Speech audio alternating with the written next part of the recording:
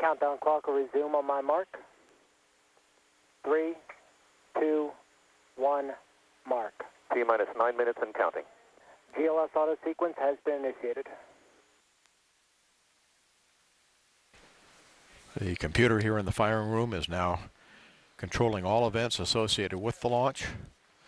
Over 1,000 parameters are going to be checked in the next 9 minutes. Right now we're activating the onboard flight data recorders on Atlantis.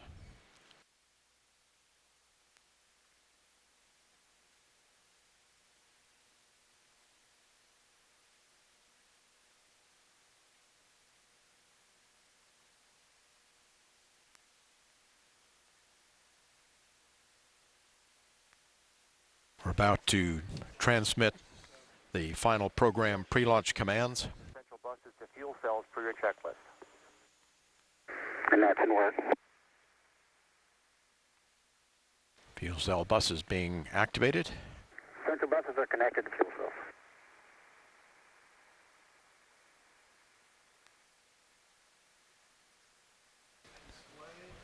We are going to be retracting the crew orbiter access arm in about 15 seconds.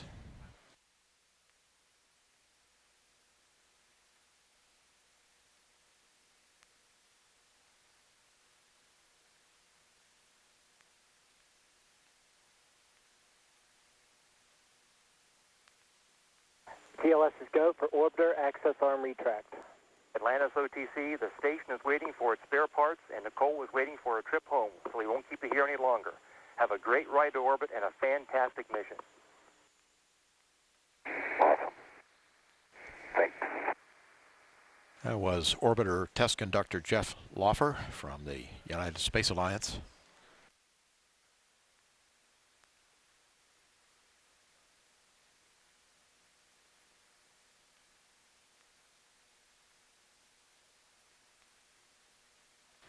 Coming up in about 30 seconds, the pilot will perform the auxiliary power unit pre-start operation. APUs actually start at T-minus 5 minutes.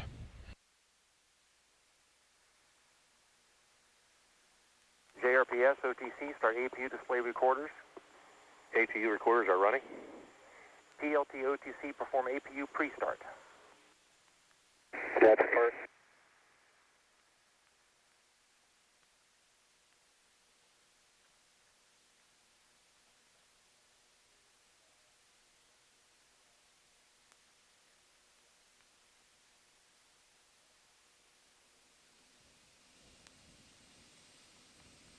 APU pre-start complete. 3 gray talkbacks. And OTC copies.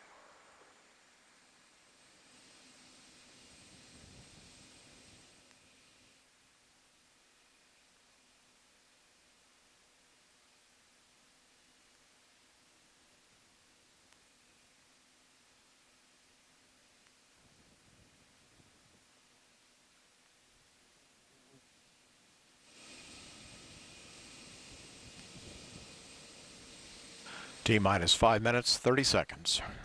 We're starting our firing room data recorders here in firing room 4.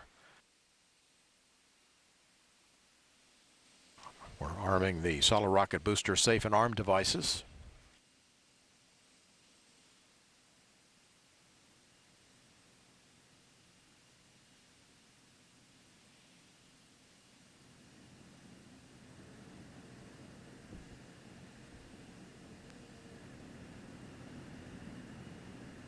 GLS is go for orbiter APU start.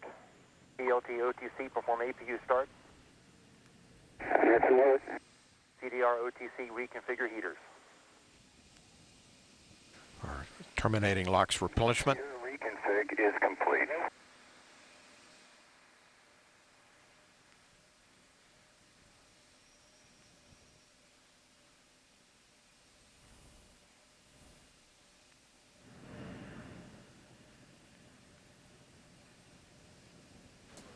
In about 30 seconds, we will OTC copies.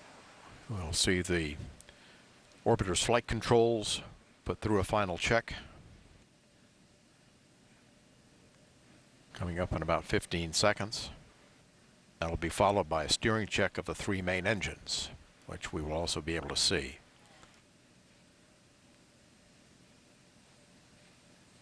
GLS is go for purge sequence 4.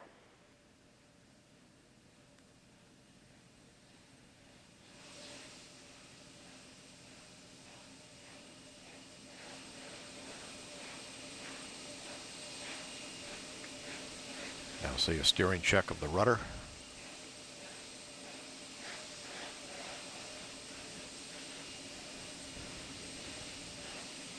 Coming up on steering check for the 3 main engines.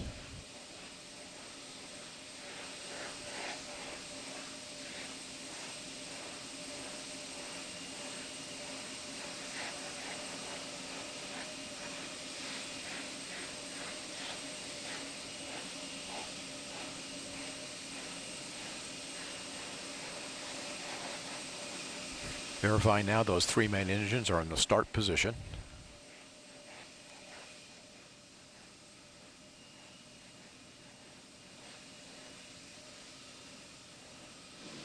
GLS is go for ET LO2 pressurization. TLT OTC, clear caution warning memory, verify no unexpected errors. Good work. Now I'll be starting the Cox vent arm retract, the beanie cap.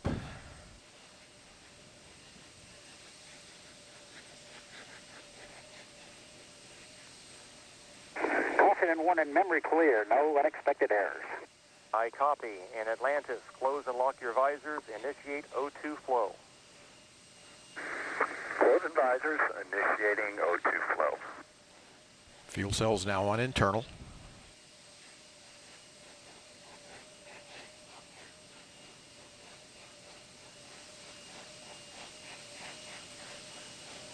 Terminating liquid hydrogen replenishment. LH2 pressurization. Liquid hydrogen tank now being pressurized.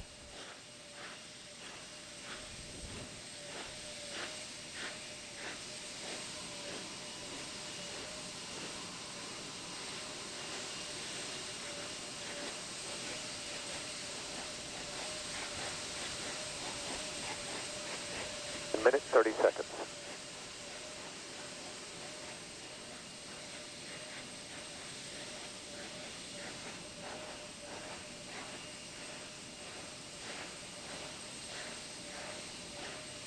Sound suppression water system now being armed for release. Confirmation we have 3 main engines ready for ignition.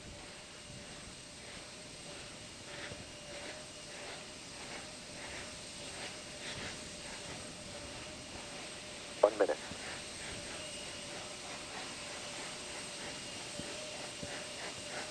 Space shuttle now on internal power.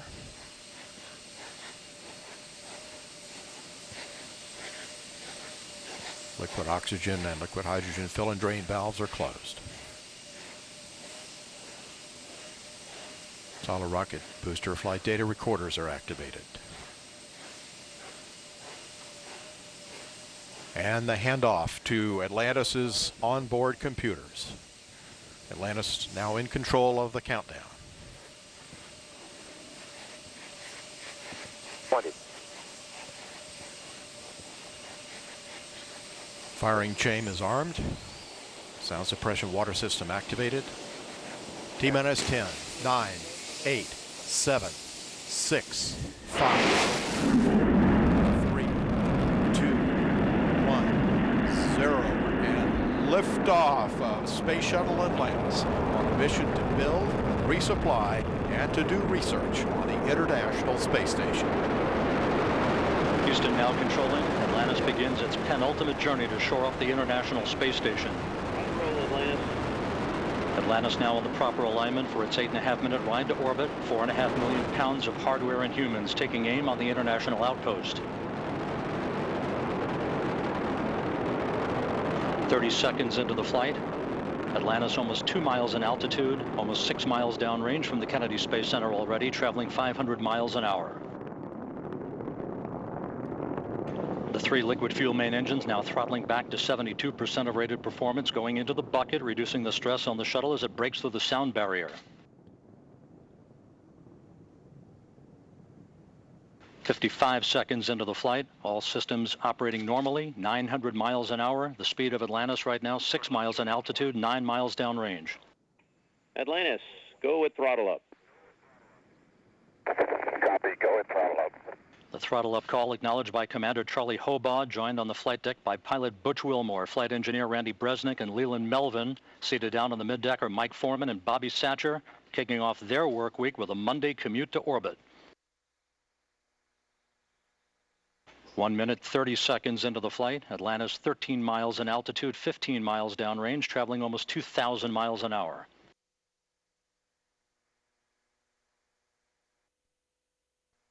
Three good auxiliary power units, 3 good fuel cells, 3 good main engines.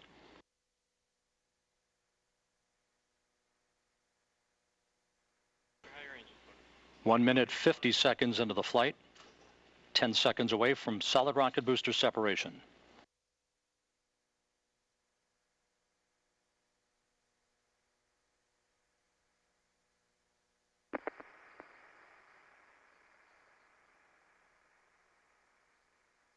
Booster officer confirms staging a good solid rocket booster separation. Guidance now converging. Atlantis steering into the center lane of Highway 129 en route to the International Space Station. 2 minutes, 20 seconds into the flight, 34 miles in altitude, 48 miles downrange. Atlantis traveling 3,200 miles an hour.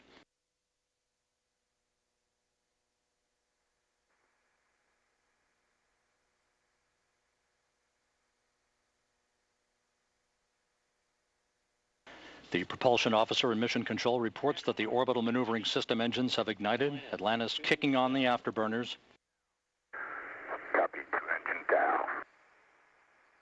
Atlantis flying on the singular power of its 3 liquid fuel main engines, draining about a half a ton of fuel per second from the large fuel tank. Coming up on the 3-minute mark into the flight, Atlantis 46 miles in altitude, 81 miles downrange, traveling almost 4,000 miles an hour. Atlantis speeding straight as an arrow toward its date with the International Space Station Wednesday morning.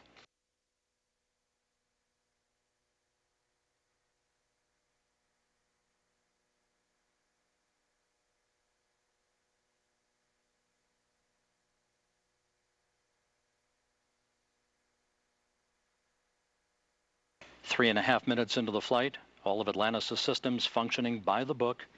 55 miles in altitude, 120 miles downrange, traveling almost 5,000 miles an hour.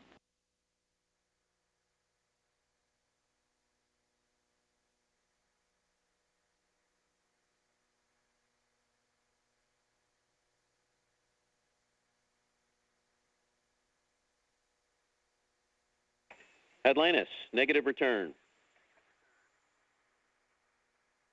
Atlantis copies, negative return. Atlantis now too far downrange, too high in altitude to return to the launch site in the event of an engine failure. All 3 engines performing perfectly. 4 minutes, 20 seconds into the flight. Atlantis now 62 miles in altitude, 180 miles downrange, traveling almost 6,000 miles an hour. All systems performing normally. Atlantis on course, on track for its preliminary orbit. The Environmental Systems Officer reports a good flash evaporator system activated for Atlantis, providing cooling for the shuttle's avionics until the payload bay doors are opened about an hour and a half into the flight.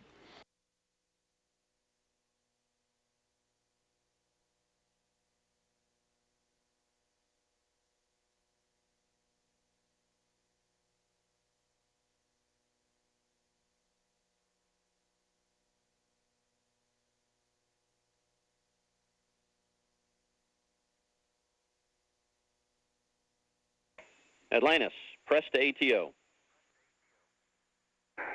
Copy, press to ATO. That call up from Capcom Chris Ferguson indicating that Atlantis can now make minimal orbital altitude targets in the event of an engine failure. However, all 3 engines continue to perform normally, as do the auxiliary power units and the 3 power-producing fuel cells. 5.5 minutes into the flight, Atlantis now 67 miles in altitude, 312 miles downrange, traveling almost 8,000 miles an hour.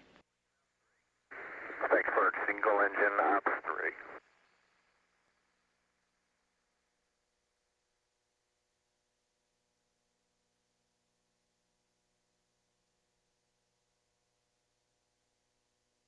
Atlantis now beginning to roll to a heads-up position, the main engine swiveling, enabling the shuttle to move to a heads-up position above its fuel tank, gaining more favorable communications through the tracking and data relay satellite system as it heads uphill. Atlantis, press to MECO, single engine Zaragoza 104. Press to MECO, single engine Zaragoza 104. That call from Capcom Chris Ferguson to Commander Charlie Hobaugh indicating that Atlantis can make normal orbital cutoff targets in the event of an engine failure. Go for the pitch. Okay, nominal shutdown, go for plus X, go for the pitch.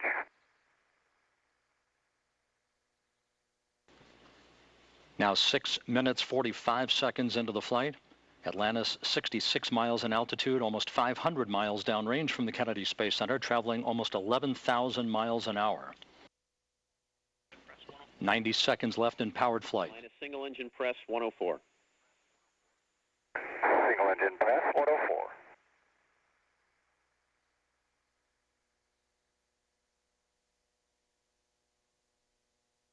Coming up on the 7.5-minute mark into the flight, the main engines will once again be throttled down to limit the stress on the shuttle and its 6 crew members to that of 3 times the effect of gravity. Atlantis approaching a speed of more than 4 miles a second. At the time of main engine cutoff a minute from now, Atlantis will enter its preliminary orbit at a speed of 5 miles a second.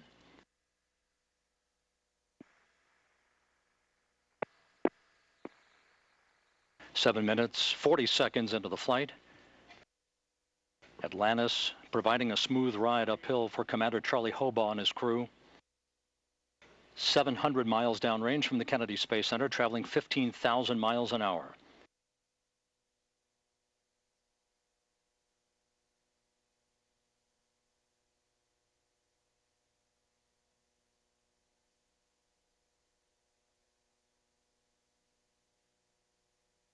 Eight minutes, 10 seconds into the flight.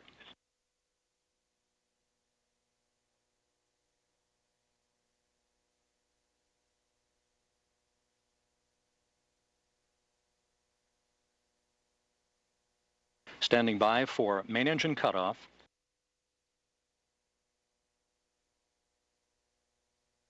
Main engine cutoff confirmed by the booster officer. Standing by for external tank separation.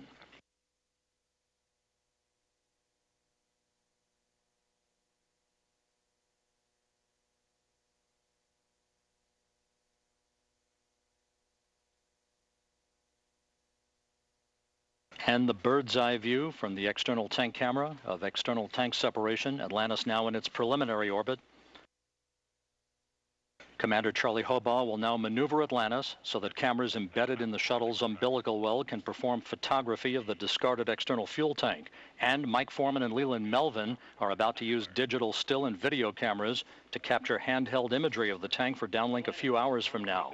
A flawless climb to orbit for the shuttle Atlantis and its 6 crew members en route now to the International Space Station. MECO ohms 1 is not required.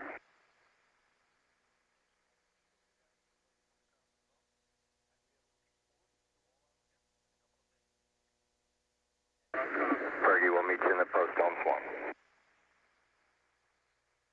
And we'll see you there, Scorch.